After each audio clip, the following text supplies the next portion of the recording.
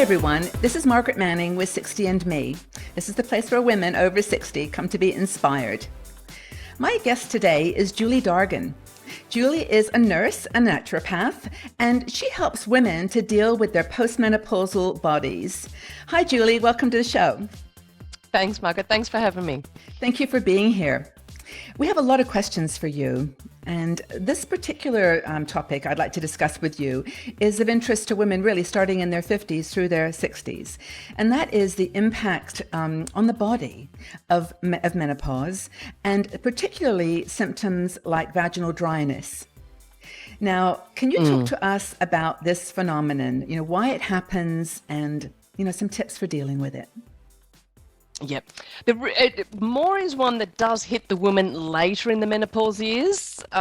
Usually when you're going through the perimenopause and menopause, it's not an issue. It does seem to be an issue as you get older. Okay. And it can be down to your diet, but it also is due to the estrogen and progesterone levels. Okay.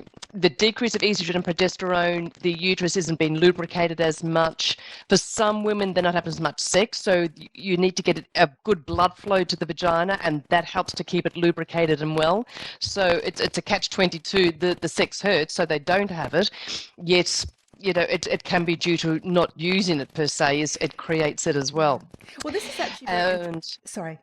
This is interesting about this topic is that, women talk about hot flushes and hot flashes, whichever country you live in, and, sleep disruption and other things like that. But vaginal dryness is something that is kind of a taboo. Like, who wants to talk about that? It is, yes. From your experience, is it quite an important thing to discuss?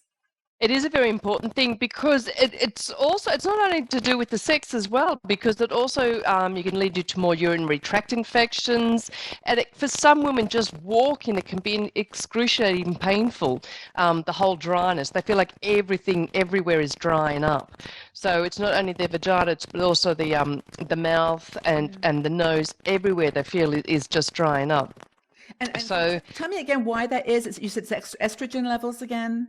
Yeah, it's to do with the hormones that are there, decrease in the hormones, the sex hormones, because they're not there to produce it anymore. Yes. Okay, so what does a woman do?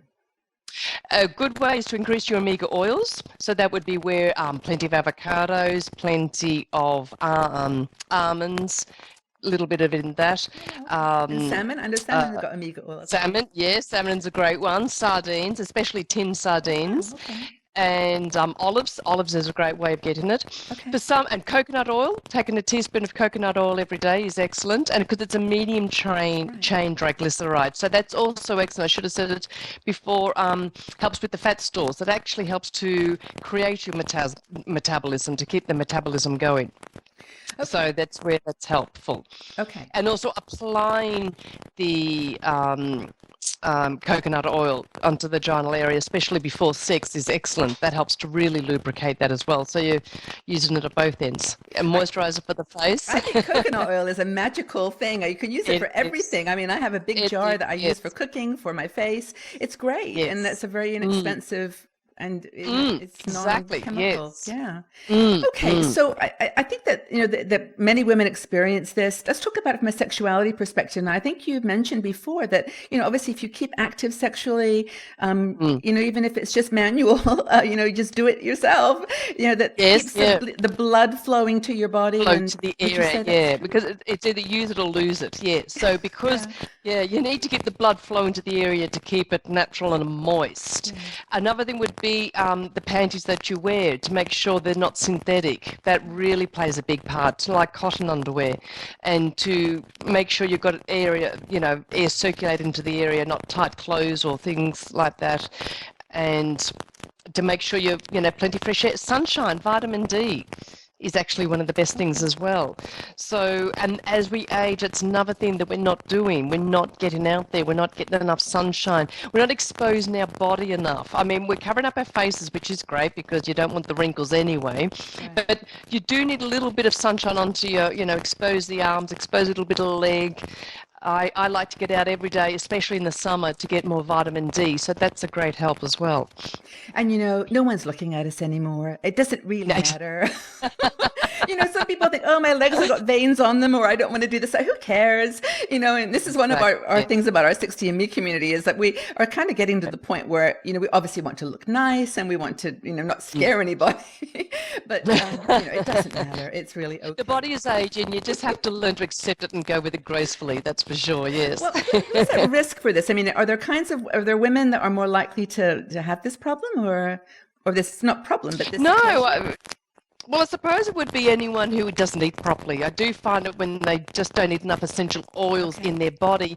And that, I'd say what we might find is that will increase because the younger generations of today have the fat. They won't touch any fat products. They're going on fat-free, low fat. They just won't touch any fat. And it's the low fat and the fat-free products are creating more problems than anything. We all need dressings on our salads. People won't put dressings onto your salad. You need that to absorb your nutrients out of your greens. That's why you have a salad dressing in the first place. So perhaps it's, it's dietary related from the years leading up to your menopause that could be creating the problems. Okay. Actually, I read somewhere that eating an avocado a day is a really good idea. I mean, it seems like it's really high fat, but I guess, like you've just said, it's a good fat. Good fat. And the trouble is when people don't eat enough fats in their diet, like, you should have at least 10%, you don't feel satiated after you eat. So that's where you might be going back to the cupboard. I always start the day with a green smoothie and I'll put avocado into it. And that's great. And what I do like a lot of people say, well, avocados can be expensive. So with the season when the avocados are plentiful, you just cut it in half, take the pip out, scoop it, and each half goes into the freezer.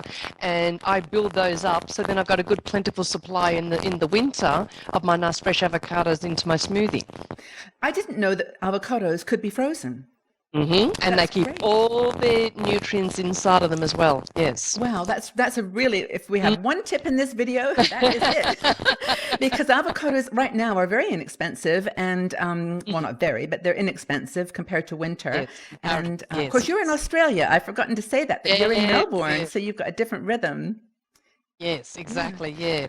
And that's when you really need your fats is in the winter time. It keeps you warm and keeps you nourished and satiated. So yes, plenty in the freezer for me, yes. That's cool. Well, what's really interesting, I'm glad we've had this conversation about vaginal dryness though, but it's so interesting to make a connection between something that is so physical and can appear to be so unrelated to diet, but that it is that the foods you eat really affect your internal very organs. Much so. Yeah. Yes, yeah. Is this from your background? We didn't talk about this, but you're a nurse and a naturopath. Nurse and a naturopath, and I raised my two children. I did nursing for 20 years, and I studied naturopathy with the birth of my second child.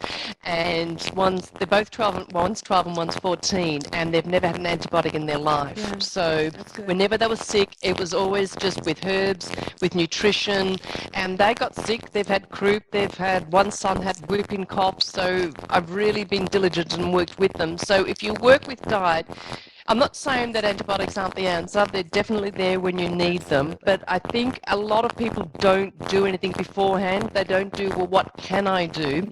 They just surrender and say, oh, just give me the pill. Yeah, I think that's important to say, though, that, these chemicals, these antibiotics that you just said are there for people that need them. We're not slamming that. Yes. It's just that having a lifestyle and a diet that's ongoing prevents these kinds of things. Anyway, it's really great to chat with you. And my eyes are open to this now. I hope we've been helpful to the community.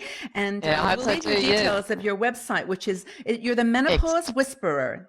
The Menopause Whisperer, yes. So menopausewhisperer.com. Great. Yes. Well, we'll put that in the video so people can find you and get more information. Thanks, Julie. Excellent. Okay. Thanks for having me. Bye. You're welcome. Bye-bye.